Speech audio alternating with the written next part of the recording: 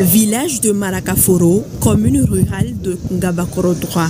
C'est cette localité sur la RN27 qui est choisie pour donner le ton de la campagne de sensibilisation et d'information à l'endroit des usagers de la route. Sur place, un important lot de matériel de sécurité routière est remis au ministère de la Sécurité et de la Protection civile. Parmi ces équipements, des radars Trucam 2 pour contrôler la vitesse, première cause des accidents de la circulation selon les spécialistes.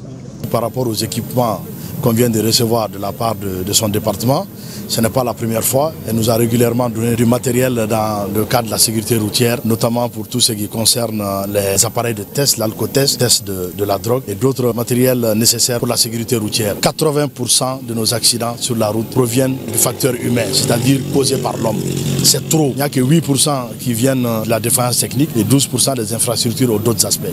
Plus de 600 personnes, tout âge confondu, ont été fauchées sur la route en 2024 pour inverser la tendance et enregistrer le moins de tragédies possibles en 2025.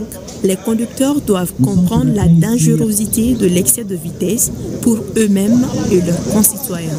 Un conducteur qui roule à 50 km à l'heure, quand il heurte quelqu'un sur la route, c'est comme si la personne tombe, c'est-à-dire fait une chute de 10 mètres.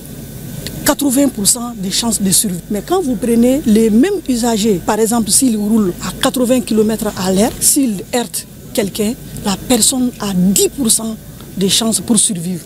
Supposons que vous roulez à 40 km à l'heure, vous avez un champ de vision à peu près 100 degrés. Mais une fois que vous dépassez cette vitesse, vous venez pratiquement à 80 km à l'heure, votre champ de vision est réduit à 10 degrés, à 100 km à l'heure.